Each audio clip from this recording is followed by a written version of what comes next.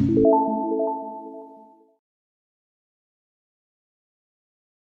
मुझे खून दो, मैं तुम्हें आज़ादी दूंगा, और दिल्ली चलो जैसे जोशीले नारे देने वाले नेताजी के नाम से मशहूर सुभाष चंद्र बोस, जिनके देश के प्रति निष्ठा और देश को आज़ाद कराने के प्रति जुनून पर हर भारतीय को गर्व है। उन्होंने भारत से अंग्रेजों को खदेड़ बाहर फेंकने के लिए और भारत को आज़ाद कराने के लिए हर संभव प्रयास किया।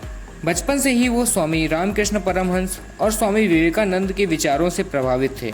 1919 में वो अपने पिता जानकी नाथ बोस की इच्छा का पालन करते हुए लंदन गए आईसीएस की एग्ज़ाम की तैयारी करने के लिए। एग्ज़ाम क्लियर करके वो 4th पोजीशन पर आए, लेकिन वो अंग्रेज़ों की सेवा बिल्कुल भी नहीं करना चाहते थे, क्योंकि वो अंग्रेज़ों को तनिक मात्र भी पसंद नहीं करते थे।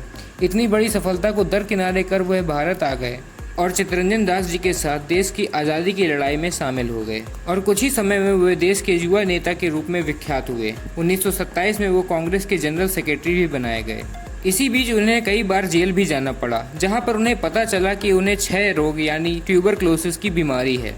1933 से लेकर 1936 के बीच का समय उन्होंने यूरोप में बिताया, जहां पर उन्होंने बेनिटो मुसोलिनी से मुलाकात की। 1934 में उन्होंने ऑस्ट्रिया में रहकर अपना इलाज करवाया। द इंडियन स्ट्रगल किताब लिखना शुरू किया, जिसके लिए उन्होंने एमिली शेंकल नाम की एक टाइपराइटिस्ट को बुलाया, जिससे बाद में उन्होंने शादी भी की। 1935 में द इंडियन स्ट्रगल किताब पब्लिश तो हुई, लेकिन अंग्रेज़ों से उस किताब में उनकी क्रूरता का बखान सहन न हुआ, जिसके चलते उन्होंने उस किताब को बैन कर दिया। 1936 में वो भारत आए। 1938 में वो कांग्रेस के चेयरपर्सन चुने गए, लेकिन कांग्रेस पार्टी में सुभाष जी और गांधी जी के विचारों में एक मतभेद था। एक तरफ गांधी जी, जो कि अहिंसा के पुजारी थे और डोमिनेंट स्टेटस की मांग कर रहे थे, वहीं सुभाष चंद्र बोस, जो कि पूर्ण स्वराज की मांग कर रहे थे और वर्ल्ड वॉर सेकेंड का सहारा लेते हुए अंग्रेजों को भारत से खदेड़ बाहर फेंकना चाहते थे और भारत को आज़ाद कराना चाहते थे। इन्हीं मतभेदों के चलते 1939 में उन्होंने कांग्रेस के चेयरमैन पद से इस्तीफा दे दिया।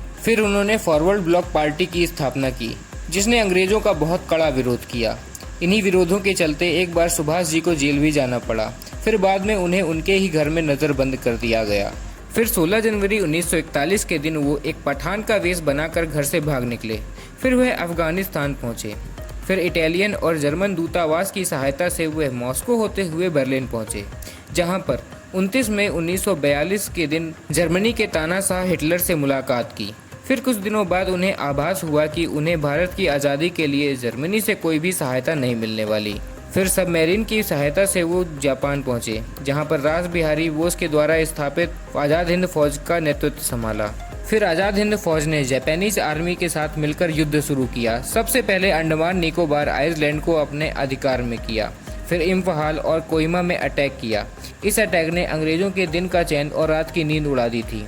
इस अटैक ने अंग्रेज़ों का बहुत ज़्यादा नुकसान किया। इस अटैक ने भारत के हर नागरिक को उत्साह से भर दिया था और भारत के अंदर ही अंग्रेज़ों का बहुत कड़ा विरोध होने लगा, जिसके चलते अंग्रेज़ों का भारत में शासन करना बहुत मुश्किल हो गया।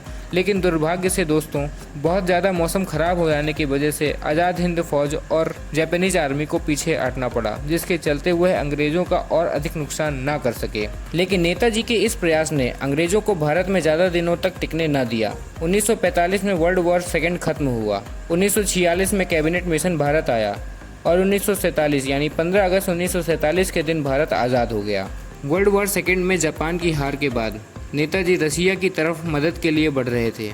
तभी एक विमान के माध्यम से वे मंचूरिया जा रहे थे कि विमान दुर्घटना में ताइपे ताइवान में उनकी मृत्यु हो गई। लेकिन उनके किए हुए कई सारे प्रयासों की वजह से आज हम स्वतंत्र भारत में सांस ले रहे हैं। नेताजी हमारे दिलों में हमेशा जीवित रहेंगे। दोस्तों, नेताजी का कोई विचार या कोई कोट आपके दिमाग में है तो आप हमें वो कमेंट बॉक्स में ज़रूर बताइएगा।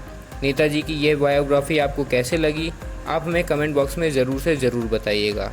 ऐसी ही और भी वीडियोस को देखने के लिए एस फॉर स्टडीज़ चैनल को सब्सक्राइब करें और बेल आइकन को ज़रूर से ज़रूर प्रेस करें। वीडियो को लाइक भी करिएगा। मिलते हैं अगले वीडियो में, तब तक के लिए बाय बाय।